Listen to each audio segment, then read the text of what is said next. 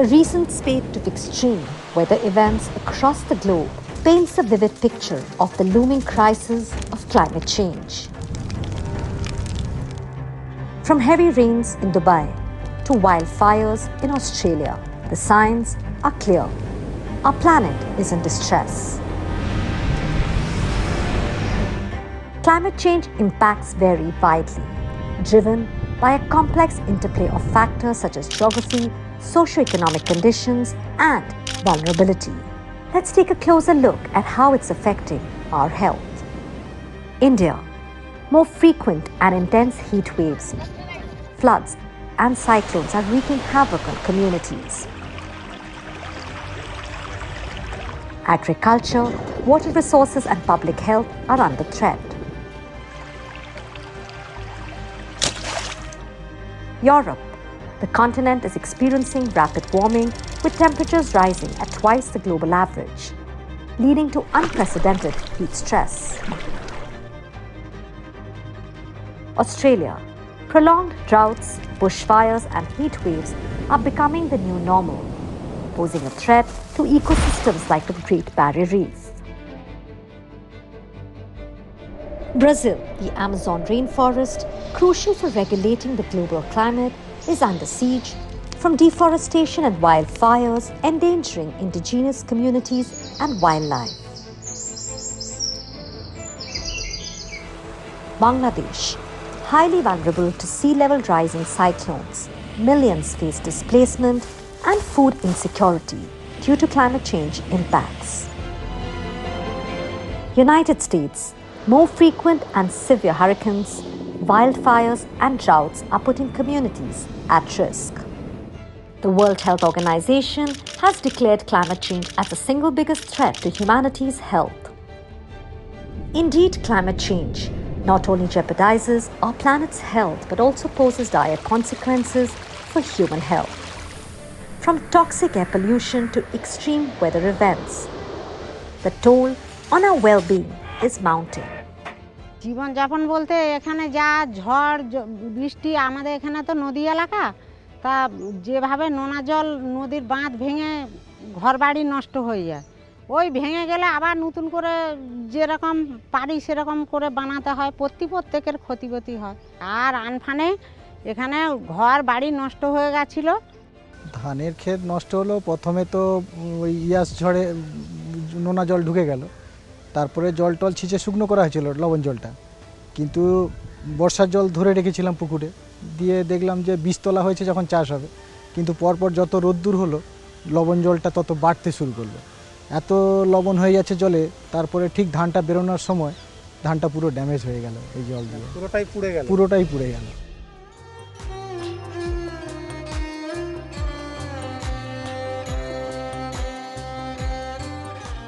As you just saw, the impacts of climate change on our health are becoming increasingly severe. From extreme heat events to infectious diseases, every aspect of our well-being is under threat. But how exactly is climate change affecting our health? Let's delve deeper into the three key aspects of it. Climate change directly affects personal health. Food security is compromised, leading to nutrition deficiencies. Extreme weather events disrupt healthcare services. By 2030, climate change is projected to cause approximately 250,000 additional deaths annually from malnutrition, malaria and diarrhea, and heat stress. The direct health costs could soar to billions of dollars. The intricate link between environmental health and the prevalence of chronic conditions is profound. Well, the health effects of climate change and global warming related to climate change extend across many areas. We are also concerned about non-communicable diseases, diseases which affect the heart, which affect the lungs, which affect the kidneys, and blood vessels anywhere in the body, and also cancers. Now, it's been known very clearly that when you have a high amount of heat, and particularly if there is a fair amount of moisture evaporating through sweat, then you are likely to get a heart attack or a brain stroke.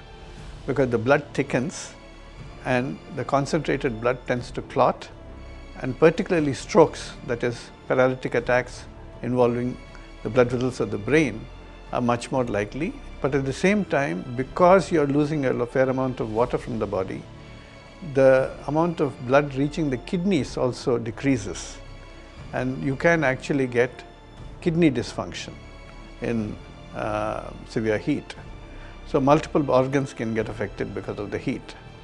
Of course, we know about heat exhaustion and heat stroke, and even in severe cases circulatory failure, because one of the other things that heat does is to dilate the blood vessels. Secondly, wildfires, which are often stoked because of excessive heat. We know that forest fires have been taking place everywhere, but fires, when they get stoked, then they release very toxic chemicals which can cause cancer, but which can also cause lung damage and heart attacks. In addition to heat-related illnesses, climate change is fueling the spread of vector-borne diseases like malaria and dengue, expanding their reach into new areas. With climate change, we're getting new types of vectors, we're getting more of them, we're seeing them in areas where we've never seen them.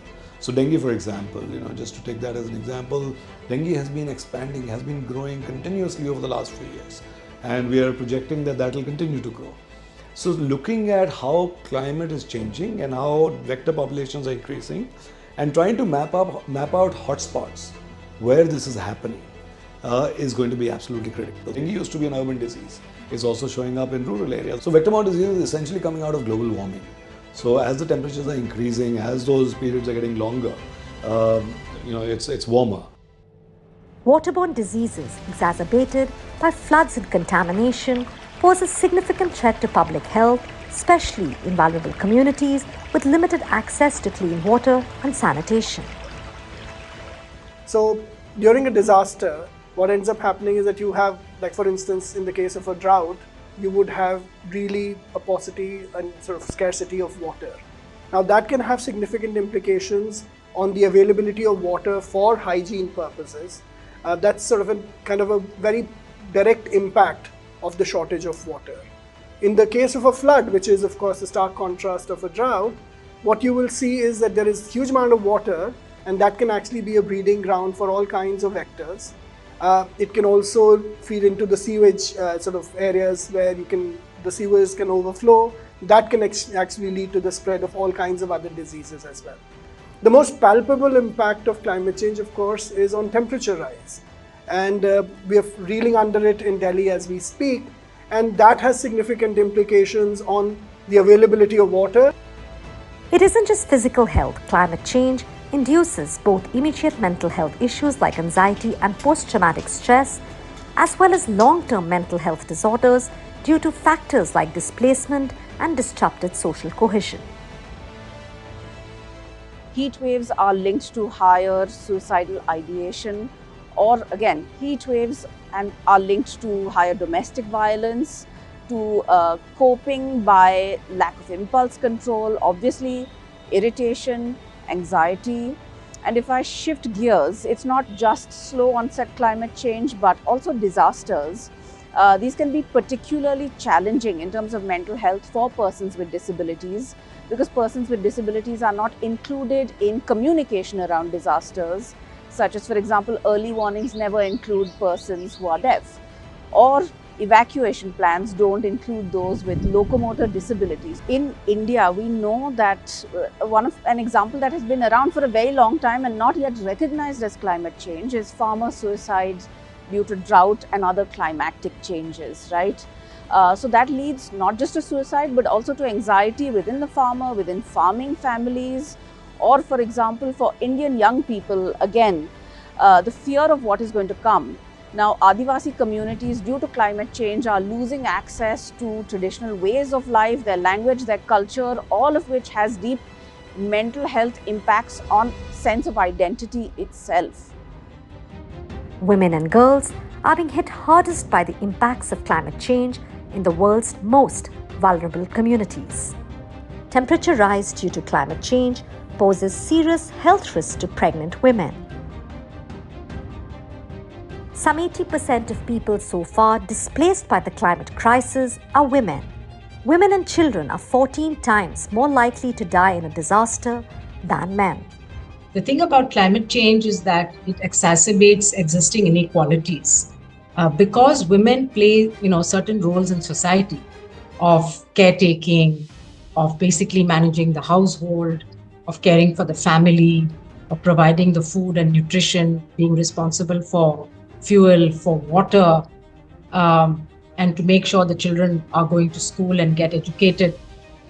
They, do bear a disproportionate burden of responsibilities, and many times they may also be working outside, either in the fields as agricultural workers or other kinds of informal work. And so that further adds to their burden. And so when you have a combination or an intersectionality of poverty with existing societal norms and roles and responsibilities, then you can start understanding why women may be bearing a disproportionate burden of climate change.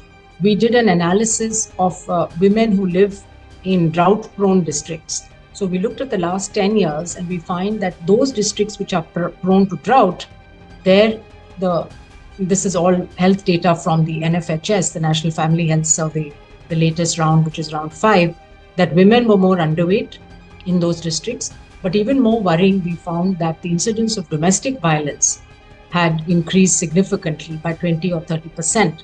And similarly, also the reduction in the number of antenatal visits, that means less contact with the health system when they're pregnant, as well as a reduction in the age of first pregnancy, which means that the girl child is getting married off at an earlier age and getting pregnant.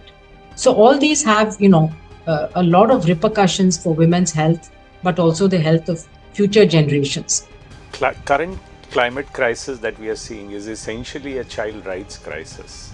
Whereas if you realize, children are the ones that contribute the least to this crisis, whereas they are affected and impacted the most. Various reasons for it. We know that as children, they are growing up, their organs, their immunization system is growing up.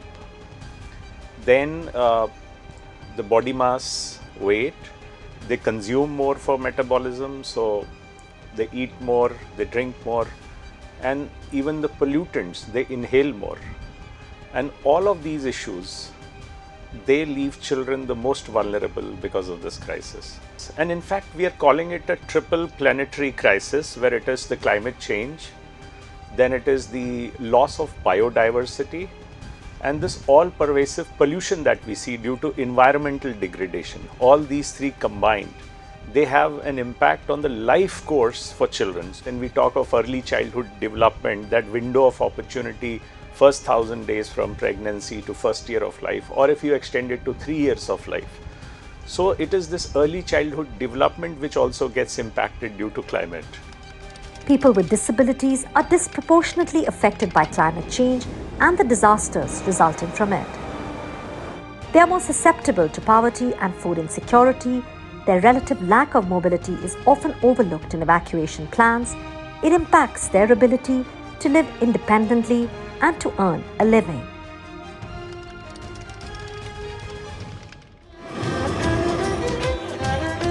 It's time for a short break. When we come back, we'll talk about the link between climate change and your morning cup of tea while I enjoy my chai.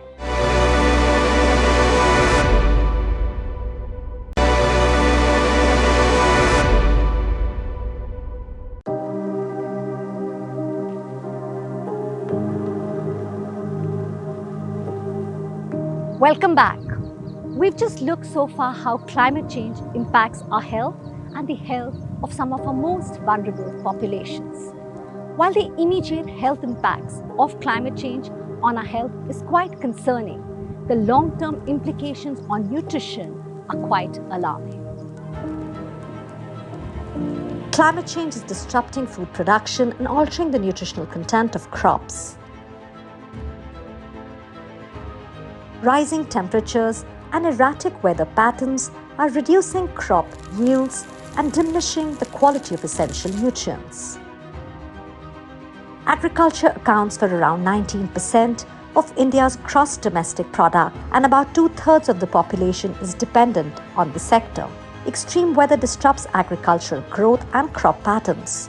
Whether it is long dry spells and heat waves or heavy rainfall followed by hailstorms. This increases food scarcity and undermines nutrition. Let's look at some specific examples. India is the world's largest tea drinking nation, and Assam is the country's largest tea producing state with about 52% of the country's tea and 13% of the world's tea being produced here. But the crop is facing the brutality of rising temperatures and declining rainfall. Rain-fed rice productivity is predicted to reduce by 20% in 2050 and 47% in 2080 climate scenarios. Here's news for aloo paratha lovers like me. Potatoes are highly sensitive to temperature and drought. A moderate level of water stress can also cause reductions in yield. Let us not forget that India is the world's second largest potato producer, and many local delicacies, apart from aloo parathas, use potatoes as a key ingredient. Wheat productivity is likely to be affected by 19.3% in 2050 and 40% in 2080. The severe floods, landslides and cloudbursts in Himachal Pradesh between March and August 2023 adversely impacted the temperate fruits growing in Himachal Pradesh, particularly apples.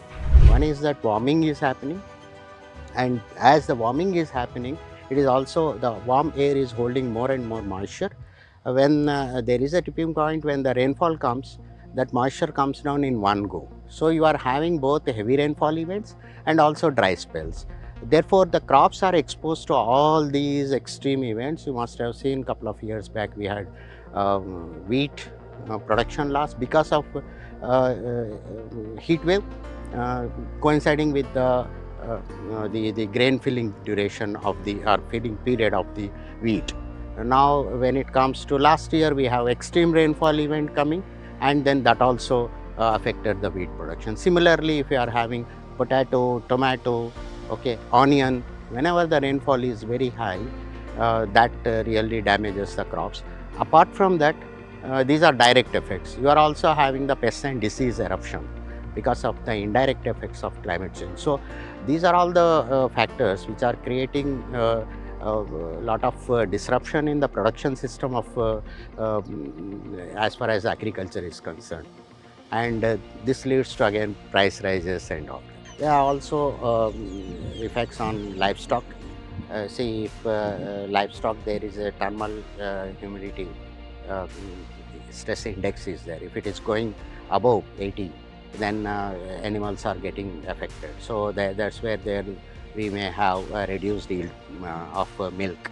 So that is one thing. Second thing is that you are having the poultry, where when the temperatures are going above 42 degrees centigrade, then the mortality is likely to happen. So these are all some of the impacts, and impacts are many more. But in nutshell, every sector of the agriculture, for that matter, every sector beyond agriculture as well, all the organisms or the systems in terrestrial or aquatic systems are getting impacted due to climate change. India has a staggering array of diverse local flavors. Each region has a local favorite delicacy.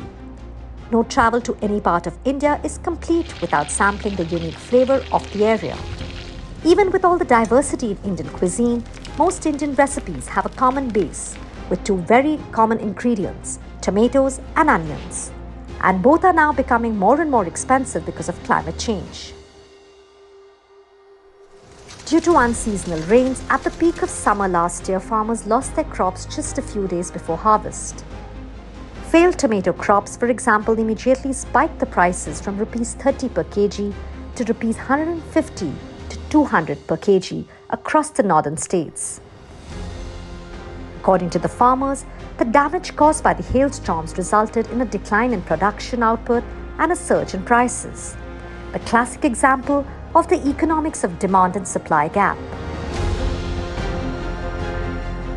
पौधे छोटे थे तो तब बहुत ज़्यादा बरसात हुई। Fungus के ये जैसे मान लो अपने फल तैयार हो रहा है ना, इसको ख़त्म कर देता है। फंगस जब लग जाता है तो बेल बिल्कुल साफ़ हो जाती है। आपको मैंने शायद दिखाया भी है, ये बिल्कुल ऐसे कुड़क हो जाता, फल नहीं रहता फिर खेती में।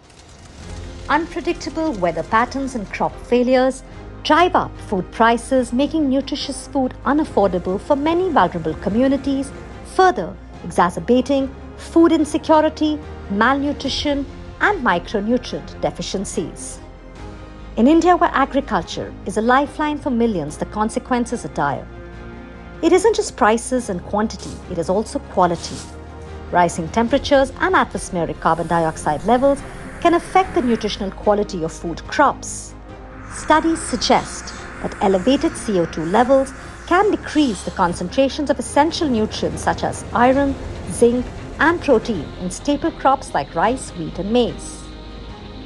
75% of districts in India are prone to hydrometeorological disasters. So that's a large population of India that is vulnerable to these effects. Then the crops actually suffer. So either you may have complete damage of the crops, you could have a reduced yield, or you could also have an impact on the nutritional content of crops. And this is, there are a few reports, again, we need more data on this, that over the years, the nutritive value, that is the micronutrients which are present in our cereals and our pulses and our vegetables, has been declining. This obviously, is linked to soil health. So these things are all interconnected.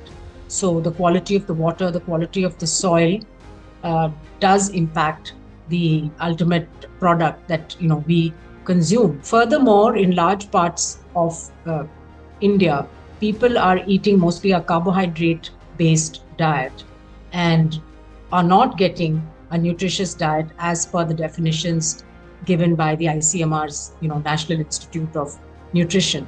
This is partly due to affordability, access and availability, and also partly perhaps due to lack of knowledge on nutrition literacy and the increasing reliance on processed foods and ready-to-eat foods rather than home-cooked foods.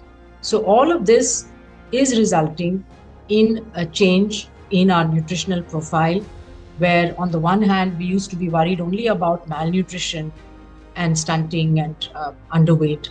We still have that problem, though it has declined, we still have a significant problem we need to address.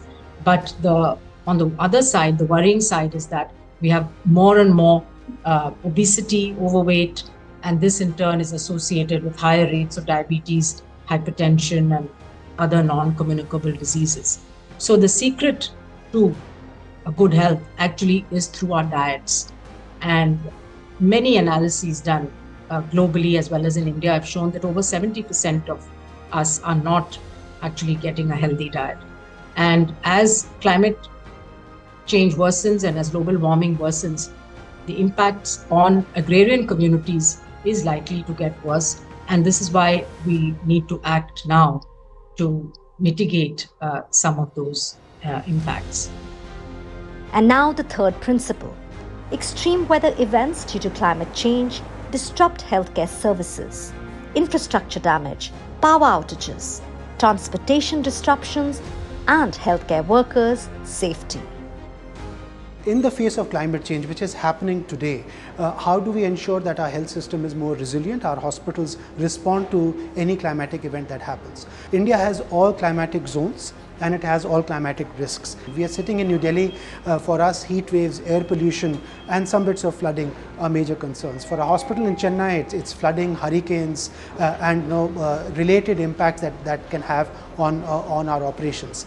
So our hazard vulnerability now arrives at a risk. That risk score lets us prepare for that very specific risk. Having said that, the third important stool is also adaptation. Now, how do we adapt to this climate change that will happen? Patients will be actually streaming in. So our disaster management plans are actually attuned to these newer risks, and we make sure that we have resourcing available to respond to those. As we've just seen, climate change poses multifaceted challenges to our health, from immediate threats of heat waves to long-term implications of nutrition and food security. But amidst these challenges lies an opportunity to take action. We need to explore solutions to mitigate climate change and the impact that it has on our health for our well-being.